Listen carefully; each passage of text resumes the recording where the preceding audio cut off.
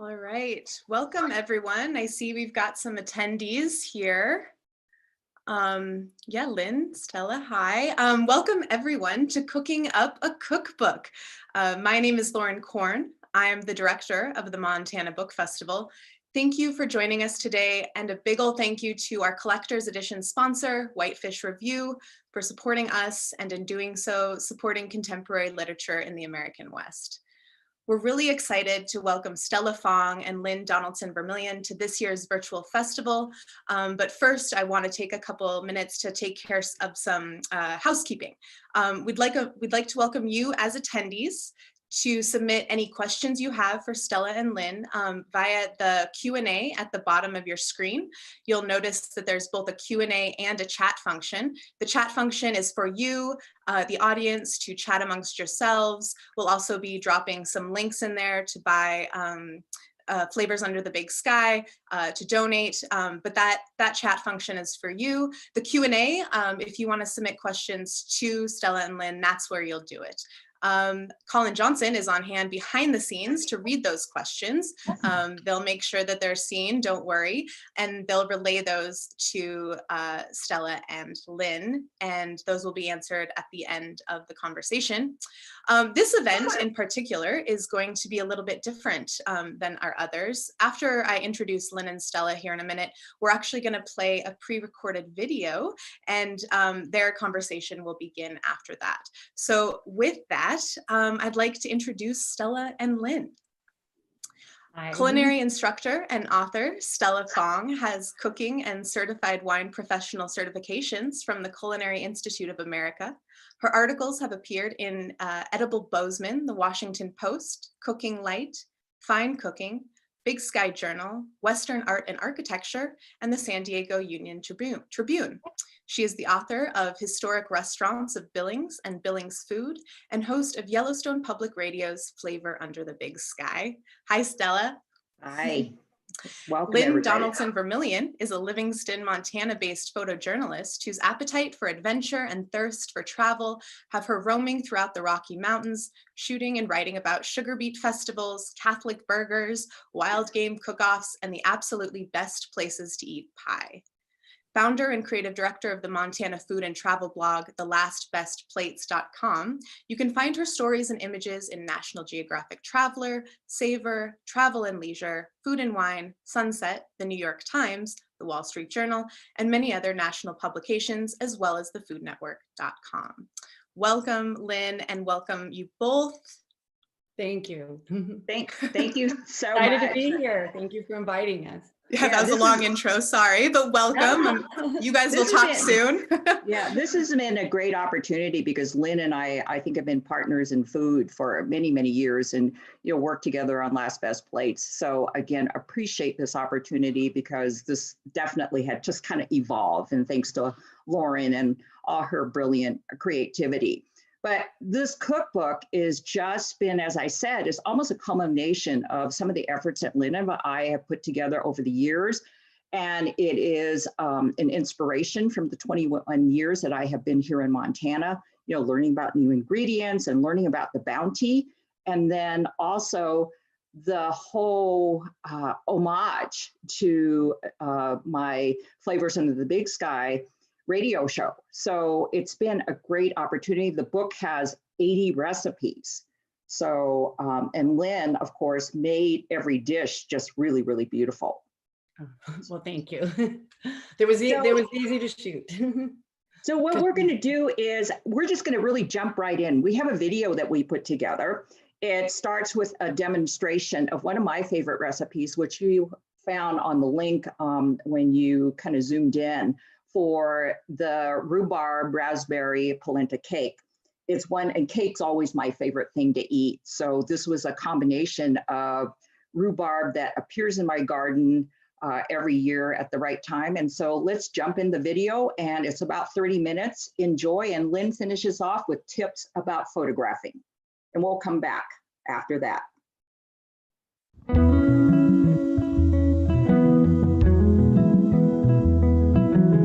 I'm Stella Fong, author of Flavors Under the Big Sky, Recipes and Story from Yellowstone Public Radio and Beyond. with local harvests and global interpretations. This book is made up of 80 recipes. It's inspired from my show, Flavors Under the Big Sky for Yellowstone Public Radio, but it's also recipes from the 20 years that I have lived here in Montana under this great big sky. So what we're going to do today is we're going to make the rhubarb raspberry polenta cake, which is one of my favorites as far as desserts go. Love cake, but at the same time, we're going to bring in Lynn Donaldson, who took the photographs for this particular cookbook, and she took my favorite photograph in the book. So after we get this done and I show you how to make this cake, we're going to go outside and Lynn's going to show you how to get that perfect photograph. So what we're going to do is start with a springform pan. Love these pans because you can pretty much separate them and they can come back together. Put that back there. And what I have is I've cut up a piece of parchment paper to 9 inches, and we're using a 9-inch pan here. Taking some butter, which has been softened a little bit at room temperature. And we just take that and we spread that across the bottom to keep things from sticking. And I find that this also glues that piece of parchment paper on so that when we get the cake all baked up, it's easy to come out of the pan. So we'll just keep spreading that across and make sure it's even on the sides.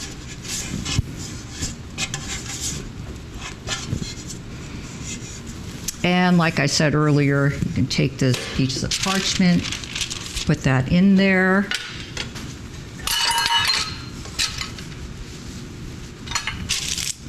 And just put it on the bottom. And we'll set this aside.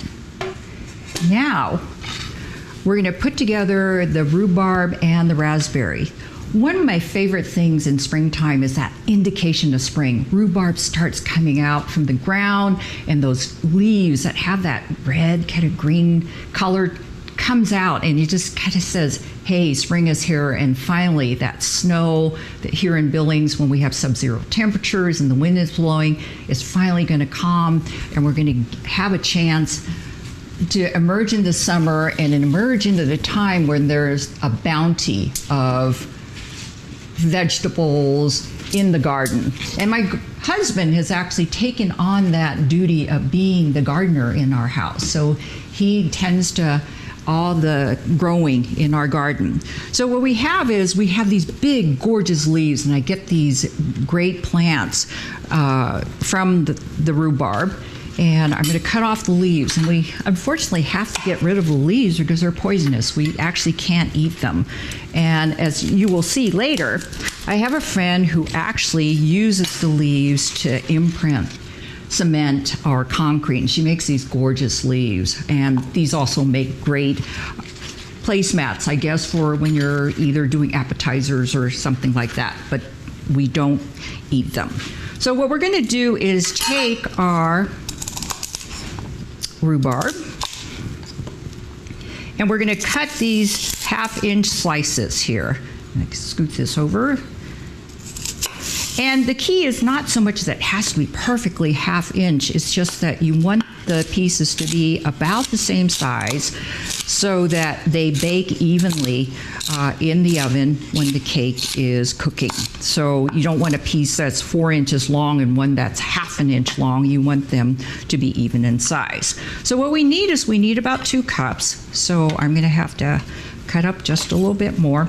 And again, the thing about rhubarb is it just comes in these different sizes. You can get a really big size, or you can have these smaller ones, and you just cut them up until they're just even size.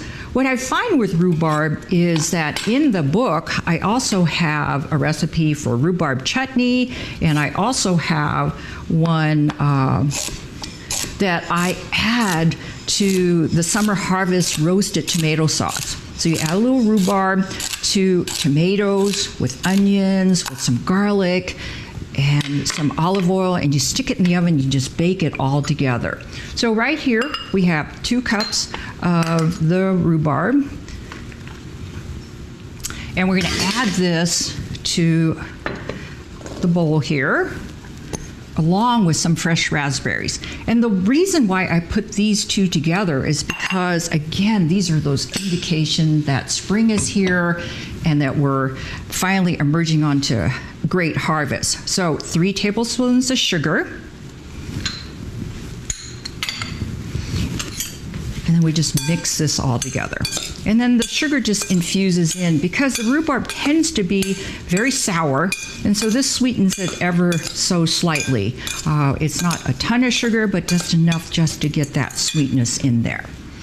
All right. So what we're going to do is mix the flour together for the batter for this recipe. And what we add to this particular recipe is that we're going to combine almond flour. And this is 1 cup of almond flour. And if you can buy it at the store, but if you don't want to do that, you can certainly take some raw almonds, blanch them. That means just bringing up some water to a boil and just letting them sit in there for a couple of minutes, and the skins just fall off. And then you put this in a food processor and just combine that all together. Again, you don't have to take off the skins, because if you just leave the skins off, you kind of get a rustic almond flour. And of course, the lighter flour is going to be certainly fluffier, gives you a fluffier result, and then the darker will just give you a denser, thicker result. So I've added 1 cup of flour, and there's 3 tablespoons of cornmeal, and I use the finer cornmeal that people use for either making a batter or adding things to just lighten what you fry up. So what we've added is there, and then we have a 1.5 teaspoons of baking powder, and a little bit of salt, a 1/4 teaspoon of salt. And we're just gonna mix this all together and make sure everything is nicely combined. All right, we'll set that aside. All right, now we're going to put together the butter with the sugar. And so we have butter that's going into this mixing bowl.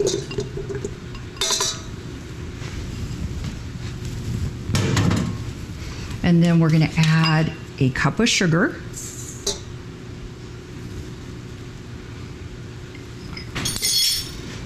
And I'm going to use the flat paddle of the mixer. Put that in there.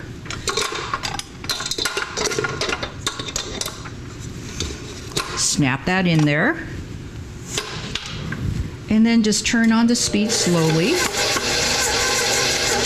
And then as the butter comes together, we're just going to increase the speed. And some of the hint for being able to whip this all together is I will take the butter and pull it out of the refrigerator about half an hour before we're ready to use it. And we're going to do this for about 3 minutes.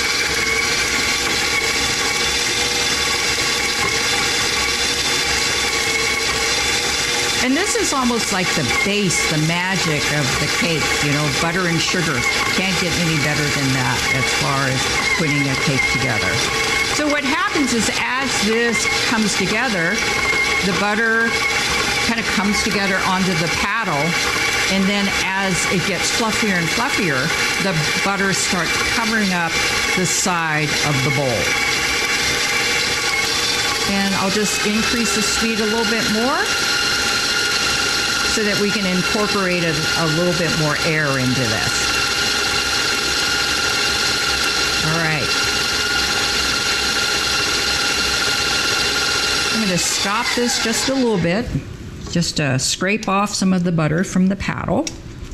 Get that back in, and I'm going to slide some of this off the side just to get that back into the middle of the bowl.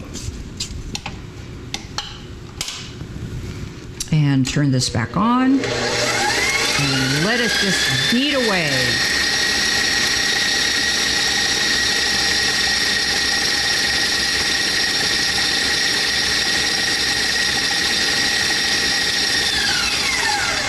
I'm going to to bring this down. We're going to scrape off some of this butter here.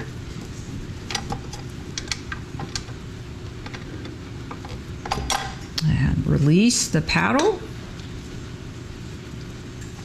And get all that good stuff, good butter and sugar off the paddle itself.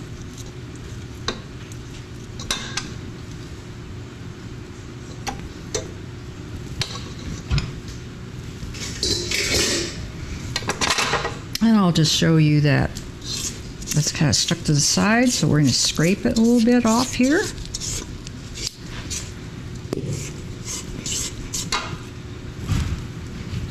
Get that back in. And it snapped back in, and I'm going to put in the whisk attachment here.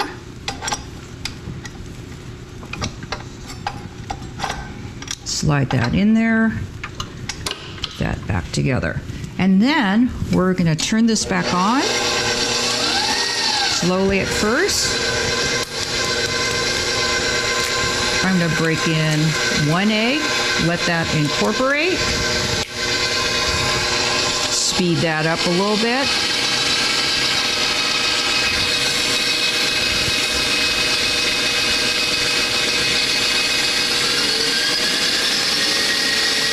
And it's whipping up in there, fluffy, starting to turn slightly yellow. I'm going to slow it down just a little bit again, and we're going to put in our second egg.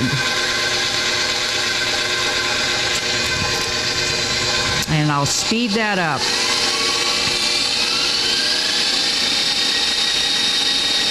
The magic of butter, sugar, and eggs, just all coming together and forming that base for this incredible cake. I'm going to stop it just a little bit. And we're going to scrape off the sides just to make sure all that butter and sugar get in there and get whipped up. And turn this back on to a slow speed and put in that final egg. And a little vanilla extract. And turn that speed back up.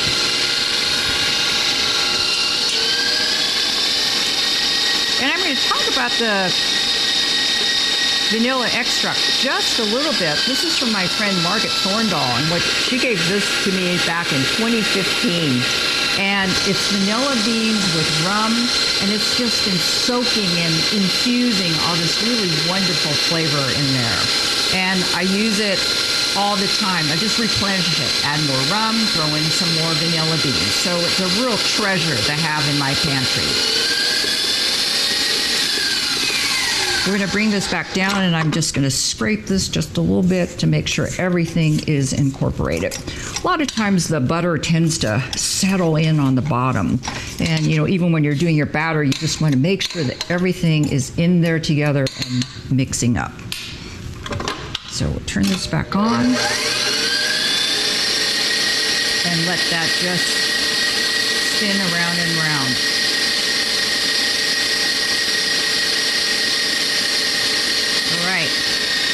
We just want to get a lot of the bigger lumps out and make sure that you have more of a smooth, kind of homogeneous mixture.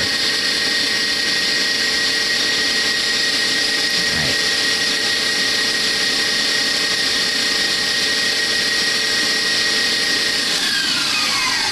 Bring this back down. And I'm going to scrape one more time. And I think we're almost there. Bring that back up, and on again we go.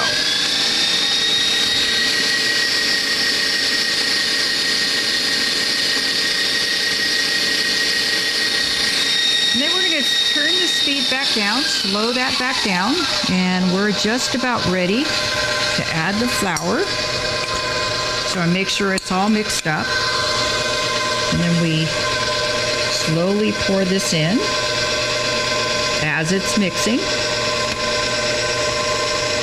And we just want to blend it until it's just mixed.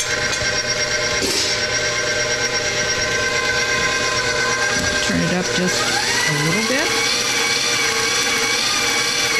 And it doesn't take very long at all. So we're going to bring this down. I'm going to scrape off that batter, make sure everything gets in here.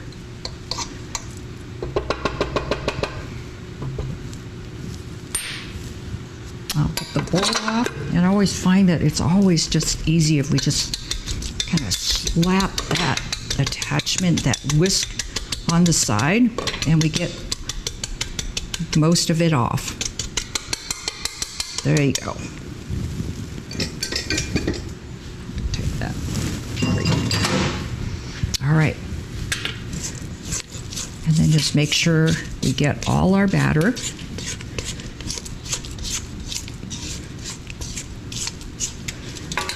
Grab the prepared pan, get that in there, and it's nice and thick, so you have to just spread that into the pan.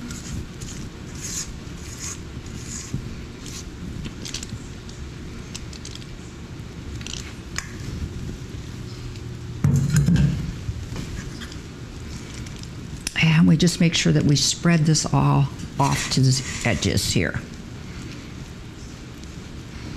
A lot of times what I like to do is I almost want to make it higher on the outside so that we have almost like a trough to hold the raspberries and the rhubarb once it goes in here. So again, just spreading and making sure that it's pretty even. I love this cake. It's super rustic, and with the polenta cornmeal in here, it's reminiscent of those Italian cakes that you'd get in Italy, and it just gives it just a slight bit of texture and thickness to it. So we'll make sure that we get all of the batter off here.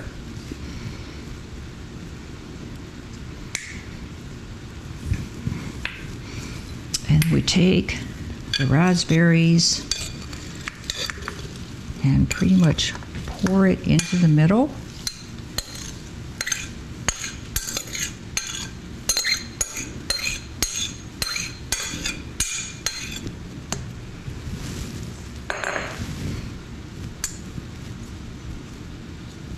And then what happens is when the cake bakes, the batter pretty much almost comes up and swaddles the rhubarb and the raspberries and just wraps it up almost like a blanket, and a little bit of the rhubarb and raspberries just peek through, and it's just ever so pretty. And just, you know, since we're talking about the cookbook, what I usually like to do at this point is you want to somewhat think about what the end result is going to look like. So I do move a few berries around and do all that. But I always love the natural photos that come for photographs or the pictures. And they just don't get finessed like they used to in the old-fashioned way. So we're just going to stick this in the oven. But before I do, a lot of times, because there's so much butter in this cake, it ends up melting, and some of the butter tends to seep through. So I'll take a little piece of aluminum foil and just put it underneath, so just in case it doesn't get all over your oven. So we're going to put this in a 350-degree oven and cook it for about, an hour to 10 minutes or so. So let's put it in the oven.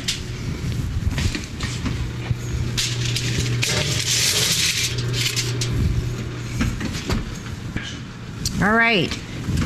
An hour and 5 minutes, 10 minutes have gone by, and we're going to pull this out of the oven. And it just looks beautiful. The raspberries and the rhubarb are just showing and peeking through that batter that's just kind of swaddled over the rhubarb and raspberry. So let me just lift this, and we'll just slide that on there. So we're going to let that cool for about 10 minutes, and then we'll go in there and release it from the springform pan. So 10 minutes have elapsed, and we're just going to take a knife and gently run it around the edges here.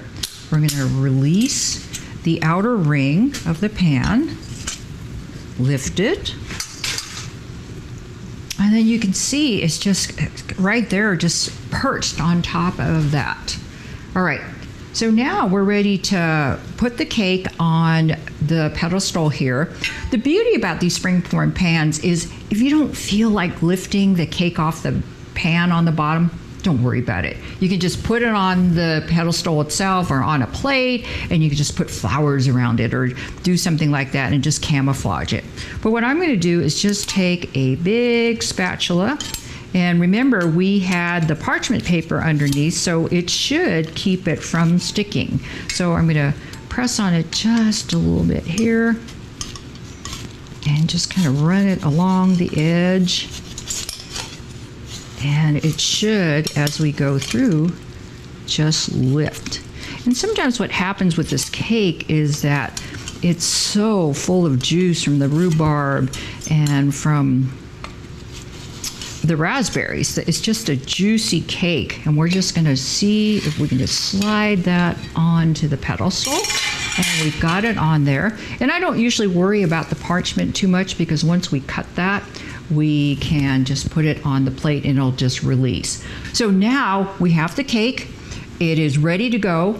I think I've cleaned off the edges. It's on the pedestal. We have it set. I'm going to hand it to Lynn Donaldson Vermillion, who photographed the recipes and the dishes in this book. And she is someone I have worked on with our Last Best Plates columns, and we have just known each other for years. She's taken photographs for Bon Appetit, for various cookbooks, for National Geographic, and she's going to show you how to get that perfect shot. Well, the reason I chose this particular spot to shoot is because it's in the shade, and shade has like a very beautiful diffuse quality to it if you're shooting in the shade, and the sky kind of acts like a giant softbox. The farther you are from the edge of where the shadow hits the sun, the darker it's going to be. So if I really wanted to brighten this up, I'd move it closer to the edge of this shadow. But I don't really need to do that. This is really nice diffuse light, and I'm going to just keep it here because I kind of want to play off these textures. I also like that this is a neutral color and this is a neutral color. They're not going to compete with the dessert, and we also chose, just to bring out the red and the berries and the rhubarb, we've backed the dessert plate with some leaves from the garden. I always love to show ingredients that are actually used in a dish when I can. And then one of Stella's friends is an artist, and she pressed actual rhubarb leaves into cement and made this beautiful, or plaster, I guess, and made this beautiful plate. And so that also will play off this. I'm not gonna shoot at, if I were to shoot at an f/22, that would make everything really in focus, from the berries on top to the texture behind in the leaves. And I don't really want your eye to go all those places. I kind of want it to mostly focus on the top. So I've chosen to shoot at an f/6.3, which will give some depth of field, but not so much that it's distracting. And when you use a shallower depth of field, it kind of gives it a little bit dreamier quality than if you stop down all the way, which is also why I don't really like to shoot food at an f/22 too often. I also just want to say that if this were meat, I would be shooting it in the bright sun, because meat is brown, or gray, brown, kind of not super exciting, and a kiss of sunlight can really add a lot to meat. Also, this rhubarb is starting to wilt, and that's okay because it's not the main part of this. It's not going to matter in this shot.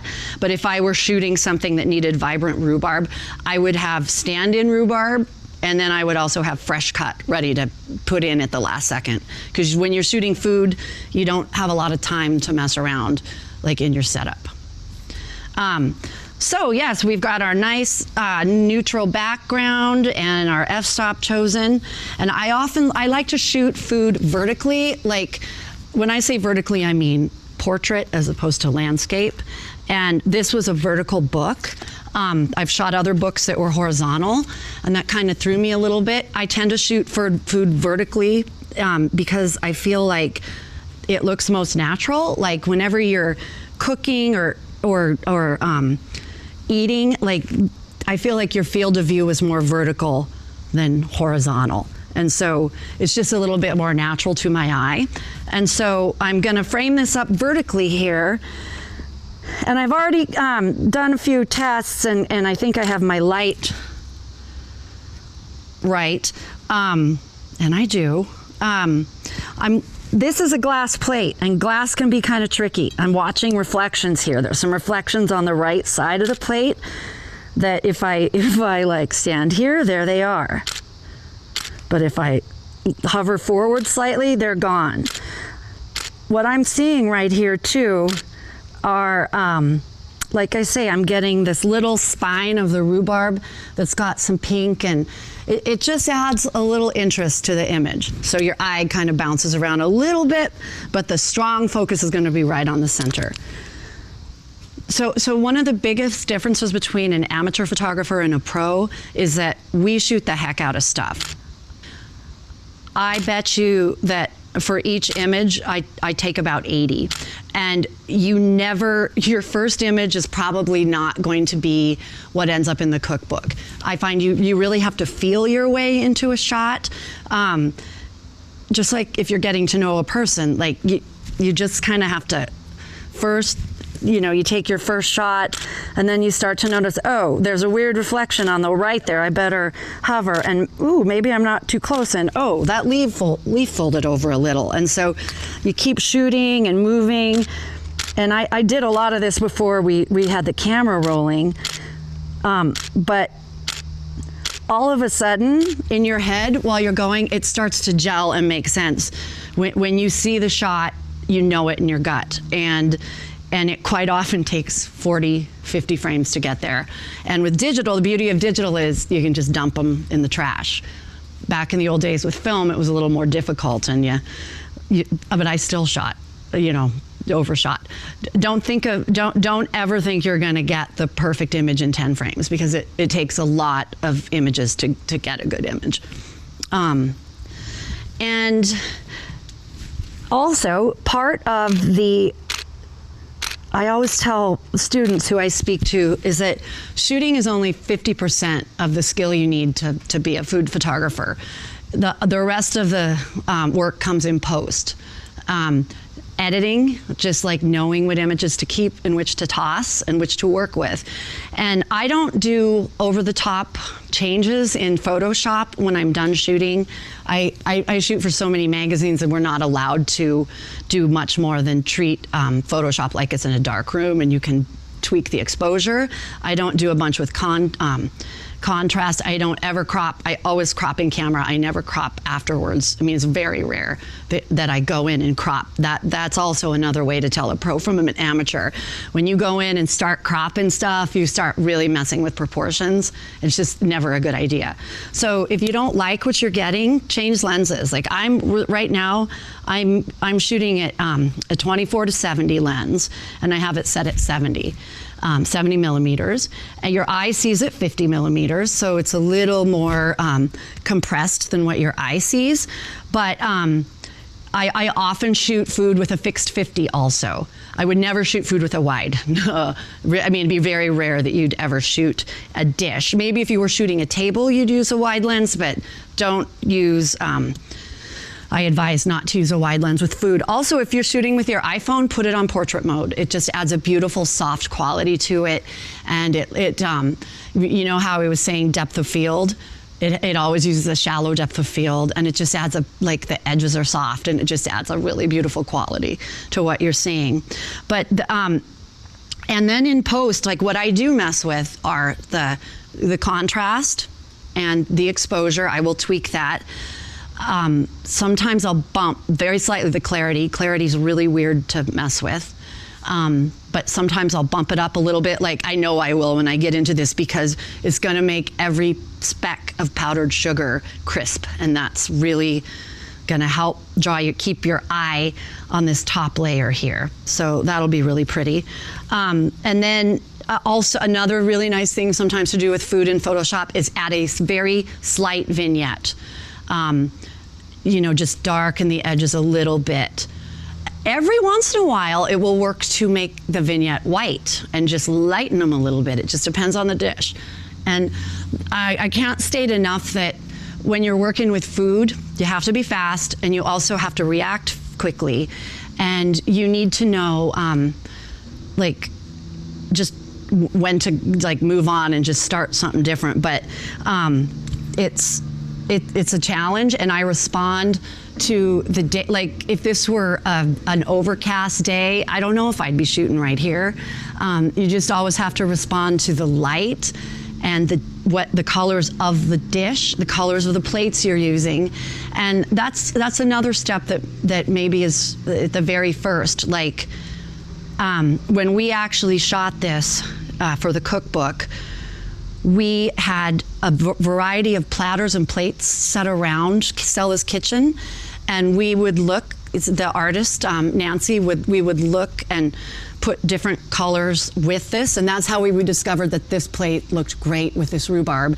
Not only is it a rhubarb leaf, but just these golds and copper and greens just really played off with that really well. So before you ever start, you definitely want to get your dishes and napkins, silverware, whatever else worked out. But I think we're pretty much ready to go taste this. What do you think? Gonna take it to Stella. So now we have one of my favorite cakes on a plate. I've garnished it with some fresh raspberries. Again, this cake is so versatile that if you don't have raspberries or rhubarb, you certainly can add peaches or apples in the fall and just be super creative. So the final decoration, a dusting of sugar, just to finish it off, makes it really, really beautiful. And I can't wait. You've got the raspberries oozing out and juicy, and the rhubarb. And it is just fabulous. Thank you for joining me. The recipe is in Flavors Under the Big Sky, Recipes and Stories from Yellowstone Public Radio, or you can go to stellafong.com. Thank you so much.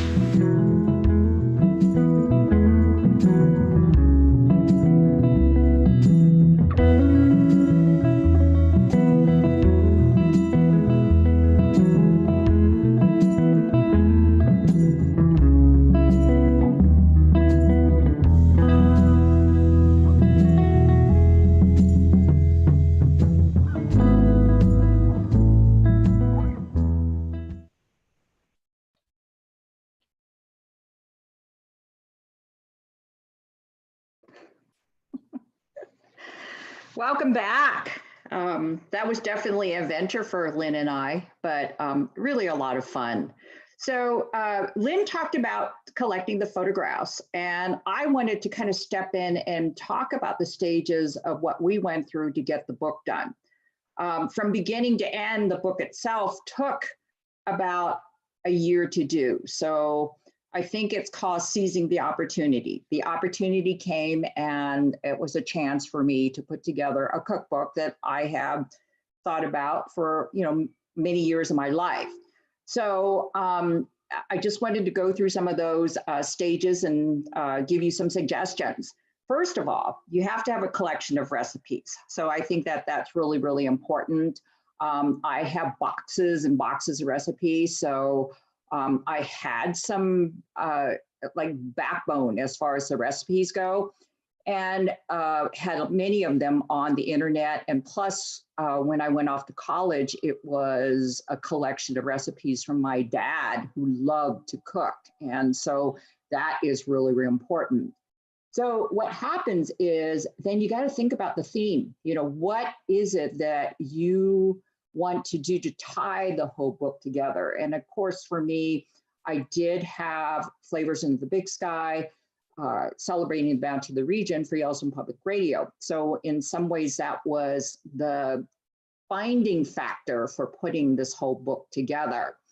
And then from there, you have to somewhat look at, well, how do I divide this book up so that it is interesting and you can put your recipes in an organized format? And in this particular book, I decided to divide the book into the regions of Montana under the big sky, and then have a section where some of the background recipes I had would go into it, and then a final kind of pantry area where a lot of the condiments and sauces and spices all came together. So, you know, in some ways that's how that all got put together, because when you do submit a proposal to a publisher, you do have to have it organized and have an intention for the books. So let me now just step into the recipes really briefly. The head notes themselves make the recipes more personal. So certainly you have a story to tell, or maybe some hints, or, you know, some kind of notes on what that recipe means to you. So certainly that needs to go in there to just personalize it, to make it so that it's more yours and you can relate to the reader or the cook. Measurement format, certainly you have to be consistent. I found that this somewhat challenging because I tend to be more of a creative cook. So having to have exact measurements was a little bit more challenging, but you have to decide whether you want the format. For instance, do you spell teaspoons completely out, or do you use the word tea and period, or do you use TSP? So you have to have that format and then just be consistent throughout. Your instruction format, same thing. Do you shorten the instructions, meaning that you go preheat oven or preheat the oven? And many times that also depends on the publisher and how many words you have. So, you know, again, consistency, keeping that together. Cook's notes, many times it's nice to have a hint to the reader and let them know as to what they need to do to successfully complete the recipe. So finally, test the recipe over and over and over, meaning it's nice to kind of distribute them to friends. My sister, my friends, they were really, really helpful because it's somebody else looking at the recipes and testing them and making sure they actually work in their own kitchen. So test over and over and over. All right, timeline. We had talked about this whole thing elapsed over a year. I submitted my proposal in November. Basically, it was just one that I think resonated with the publisher, and the turnaround time was actually pretty quick. And I feel really blessed and fortunate, but I will admit that I had a relationship with Arcadia Publishing. I had done historic restaurants and Billings food with them. So the turnover was, the proposal was accepted within a week. And that meant that I had to kind of move forward. I was hoping I'd have the luxury of a few months to kind of think about it. But again, we have the holidays, and then we moved into the new year, January to June. Go to your collections of recipes and start outlining, picking out your favorites. This book had over 80 recipes. So I had to somewhat collect them and then make sure that these recipes don't overlap each other, you know, that you're getting a fair representation of what you want in the book. So, you know, that elapsed over the several months. I tested and probably completed 20 recipes in a month, which may not sound like a lot, but it felt like a lot, just to make sure that everything came together. Finally, in July, we were organizing for the photo shoot. We're thinking about planning and backdrops. And Lynn had mentioned that too, you know, have your dishes ready, but also at the same time, think about the plating, think about how you want to present this recipe and how it represents what you want to do. And August was basically organizing for the photo shoot. We shot the last week in August, so that meant that the weeks before was organizing the team. I am so blessed to have a sister and a brother-in-law who came in, a good friend who organized my friends who volunteered to come in to the kitchen and cook. I don't know if you remember when some of those last photos is that our kitchen was just filled with food.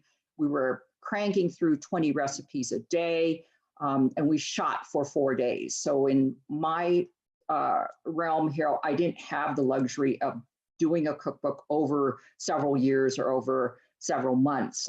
So everything had to be done within that period of time. So that also meant that I had to live with certain things that maybe we might not think was perfect, but it was so beautiful and it was good. So September, we started reviewing the photographs, and that is what Lynn brought up, is that 50% of it is post-production.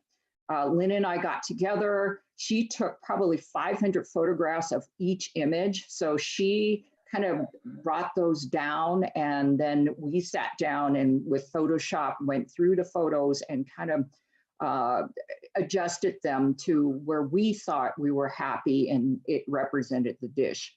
Finally, October, I turned my manuscript in, and then January, February, March, I was reviewing the manuscript with the publisher and the editor there. And finally, the last thing was the table of contents came together.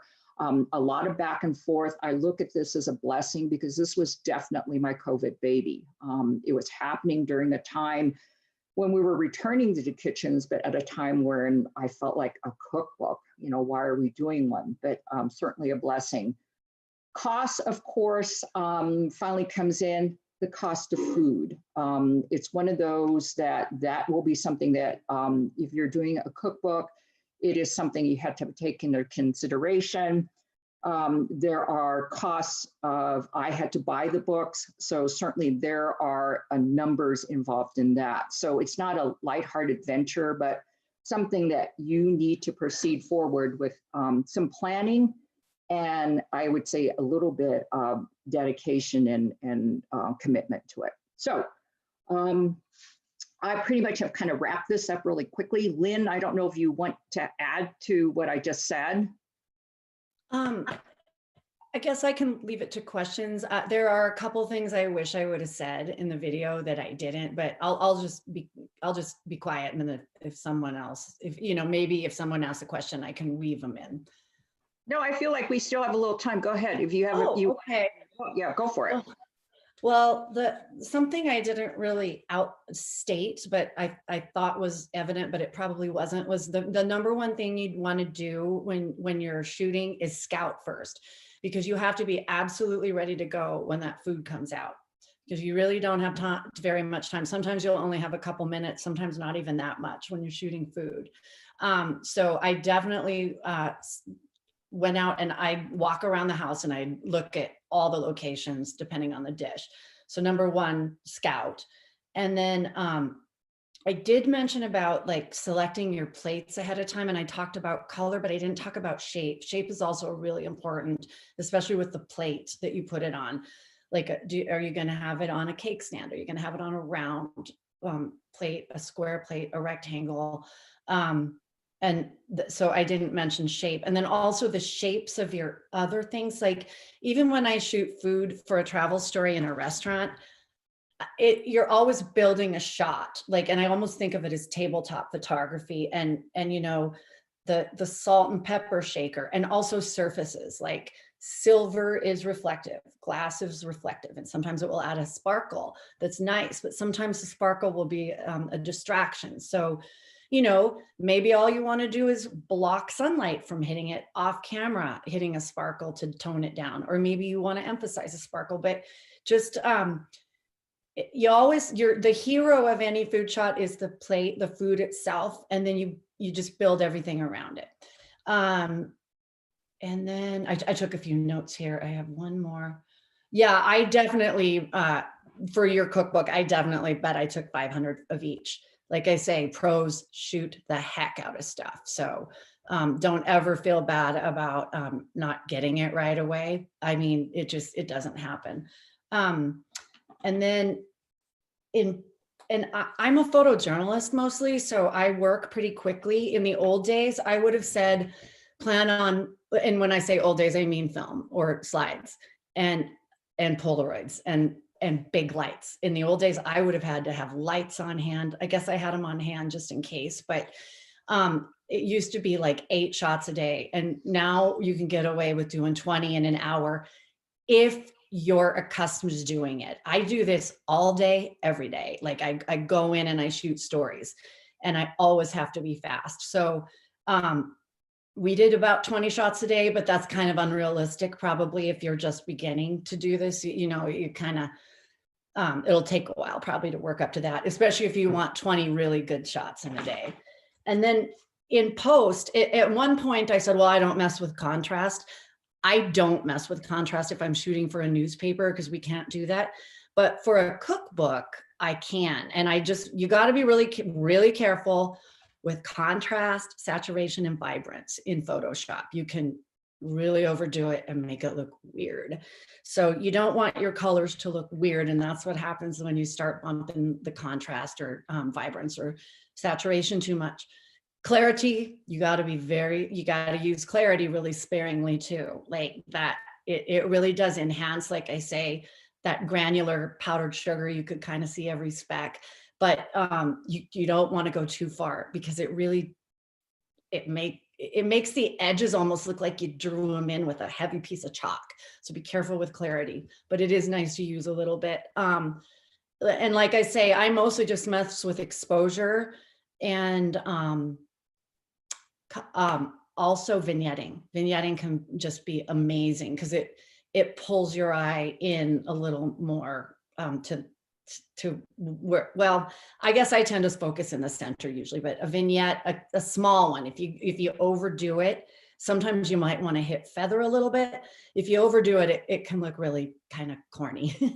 So you got to be careful with your vignetting too. But let me just see. Oh, and lenses. I talked a little bit about lenses, and I said, one thing I didn't say is even before you bother to change your lens, just maybe move really close and see what you get. Move far away and see what you get before you change your lens, because maybe that's all you need to do is get closer and fill the frame.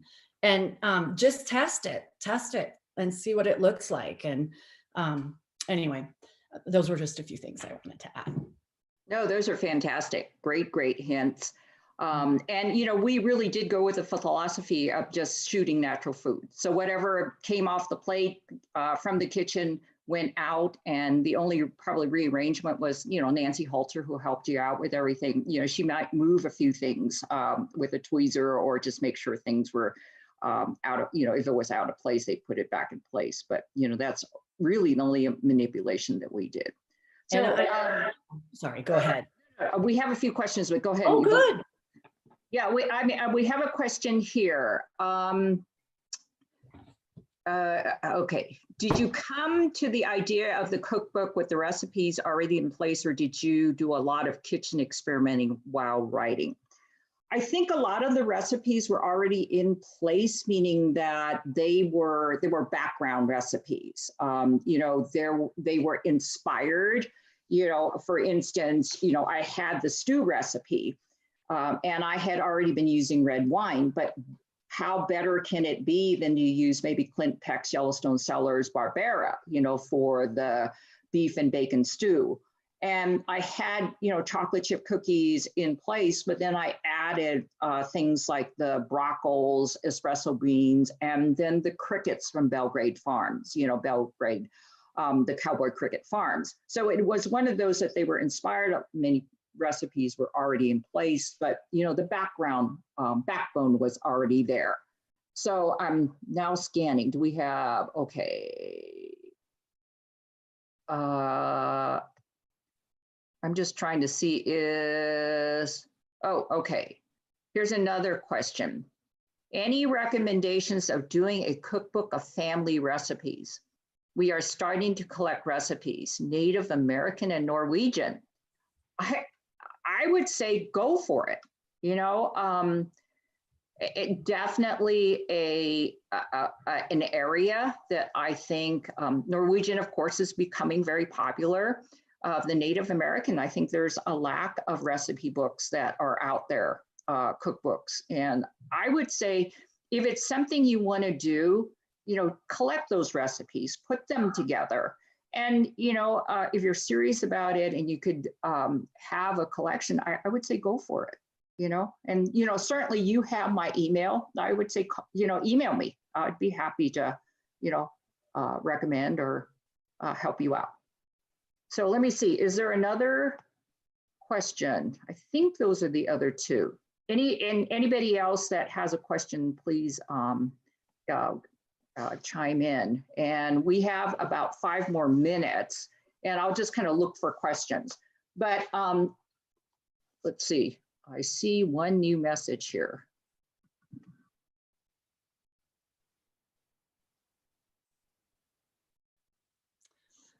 Oh, yes. I think this one's for me. I think it's for you.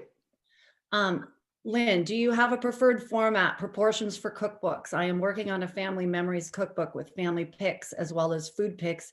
I wonder if you have any suggestions about format and sidebars. I shot a cookbook like this recently for my friend, Sally Ullman, and it's a book she did called Just Cook with Sally. And the way that was laid out is amazing. She did family recipes. She wrote memories. She had family photos. And then I came in just fairly similar to Stella for 4 days and shot it. But the way that was laid out, there were lots of sidebars. And the graphic designer who did that was amazing. She kind of specialized in magazine layouts. And that was a vertical cookbook. I worked on a cookbook with Sebring Davis, who was a project manager. She knows all those proportions, because I know that with print runs, it matters like how many pages exactly it is and the size it's cut. I don't know all those specifics, but if you want to email me, my email is lynn@lynndonaldson.com, and I can give you a little bit more information on how the designer did the family cookbook I shot. Though she's down in Denver, but she freelances and she's amazing. And even if you just wanted to look at a few of the layouts in Just Cook with Sally, I think that might be helpful for you, because it was one of the best family cookbooks I've ever seen. And let me see here, again, I mean, you can mix and match verticals with horizontals when you layer a layout. I hope I've answered your question. I don't want to take too much more time, but email me and I can give you more info. And I think I thought there was another one for me, but there wasn't. Sorry. And I'm wondering if I'm still in. Am I in or not? Nope, you lost me. Here's one. Where can I get a family cookbook published? Do you want to, I have some ideas, but do you want to go, Stella? Am I in? Can you hear me? I can hear you. Okay, yeah, my computer's kind of gone south a little bit. So I'm sorry, reread it because I've kind of lost the frame. Please, Lynn. Where can I get a family cookbook published? Oh, that's a good question. You may need to just go ahead, email me. You know, there's different people with different formats, and it's one of those, whether you self-publish it yourself, which I think Amazon is also doing that whole self-publishing thing. But email me at stellafong.com and let me get back to you on that one. So there are other opportunities. I can tell you one for sure. Sweetgrass Publishing, isn't that a division of Far Country? Yes. Yeah, they do. So I shot a cookbook called Gatherings that Carol Sullivan from Mustang Kitchen in Livingston did. She self-published and she used them, Sweetgrass Press. And they have different levels that you can hire them to do. Like Carol chose to distribute the book herself, but you can even have them distribute if you want to. They have a number of levels, and they were so wonderful to work with. And then I can look into if, I saw Rich Peterson ask that question. He happens to be a friend and colleague of ours on the Last Best Plates. I know, I saw that. Yeah. Rich, I can tell you more. I can let you know who Sally used. I can't remember who shot Just Cook with Sally, but that would be another great one too. Yeah. Okay.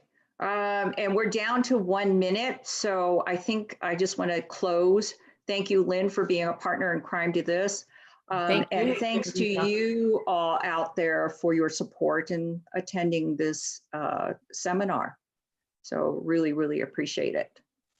Yeah, thank you, everyone. Hi, Yeah. just jumping back in. Thank you both for being here. Thank you for that really beautiful video. I think all those questions were really helpful, your answers, and thank you for giving people your contact information. It's always really nice to have a direct conversation with you too. So thank you again, Stella and Lynn, for joining us, and thank you, audience members, for attending this Montana Book Festival event.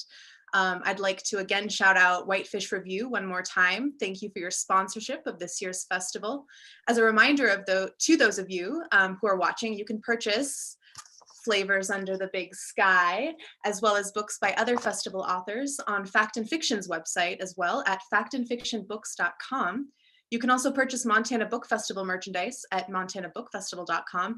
And while you're there, I urge you to donate so that we can continue virtual programming like this into the fall with our MBF Plus events.